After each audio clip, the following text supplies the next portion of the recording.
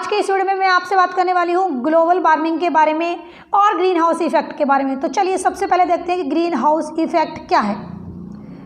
ये सन है, सन से आ रही है सोलर रेडिएशंस।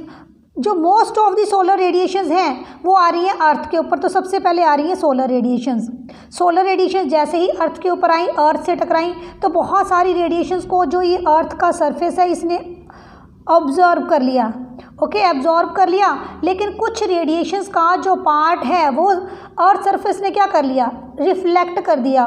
जो रेडिएशंस इसने एब्जॉर्ब की उस रेडिएशंस का यूज़ हुआ अर्थ सरफेस को गर्म करने के लिए, और जो रेडिएशंस रिफ्लेक्ट कर दी वो एटमॉस्फेयर में क्या होती हैं, वापस चली जाती हैं। Some solar radiations are reflected from the earth into the atmosphere. कुछ रेडिएशंस रिफ्लेक्ट होकर एटमॉस्फेयर में चली जाती हैं।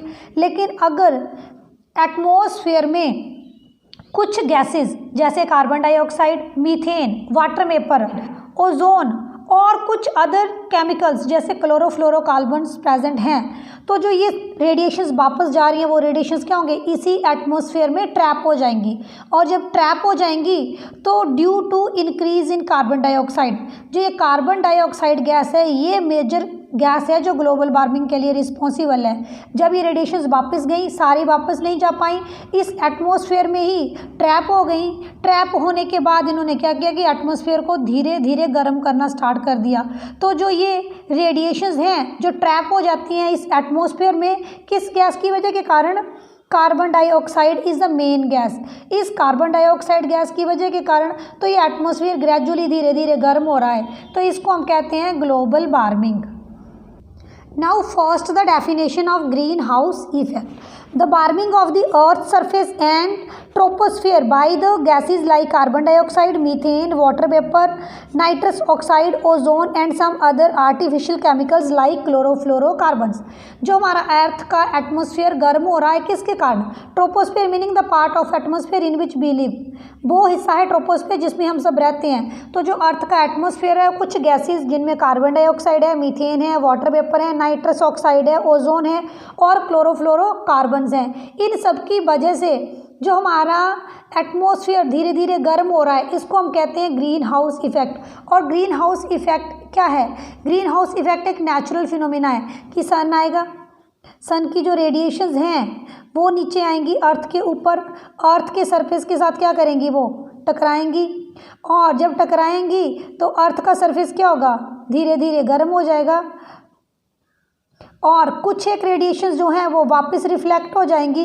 तो इस फिनोमिना को हम कहते हैं greenhouse effect.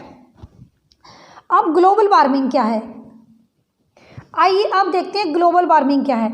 The concentration of carbon dioxide is increasing day by day. जो कार्बन डाइऑक्साइड है वो रोज़ डे बाई डे हमारे इन्वायरमेंट में धीरे धीरे बढ़ रही है। Due to human activities, area under forest is decreasing. हम लोगों ने खेत बीजने के लिए, फसलें उगाने के लिए फॉरेस्ट को काटना स्टार्ट कर दिया है। हम लोग डिफॉरेस्टेशन कर रहे हैं, जंगलों को काट रहे हैं, और जो हम ये जंगलों को काट रहे हैं हम लोग व्हीकल्स चला रहे हैं, उनसे कार्बन डाइऑक्साइड रिलीज़ होती है। तो जो ह्यूमन एक्टिविटीज़ हैं उनकी वजह से इन्वायरमेंट में लगातार कार्बन डाइऑक्साइड की जो मात्रा है वो बढ़ रही है। Carbon dioxide traps the heat in the atmosphere. Carbon dioxide heat को एटमॉस्फेयर में ट्रैप कर लेती है, वापस नहीं जाने देती है। तो जो हमारा ग्रीन हाउस इफेक्ट है वो बहुत अधिक मात्रा में हो रहा है। Carbon dioxide does not allow the heat to escape into the space. Carbon dioxide heat को स्पेस में जाने नहीं देती है। The average temperature of the earth is gradually increasing. और जो ये हमारा टेम्परेचर ऑफ अर्थ इंक्रीज़ कर रहा है क्योंकि कार्बन डाइऑक्साइड रेडिएशन को बाहर नहीं जाने दे रही है। तो जो ये प्रोसेस है इसको हम लोग कहते हैं greenhouse effect, increase in temperature of the earth gradually due to carbon dioxide. Video कैसे लगा मुझे कमेंट सेक्शन में जरूर बताएं। मैथ साइंस के अदर वीडियोस देखने के लिए चैनल एसएससी प्रिपरेशन को विजिट करें। वीडियो अच्छा लगा है तो लाइक शेयर भी जरूर करें। Thanks for watching.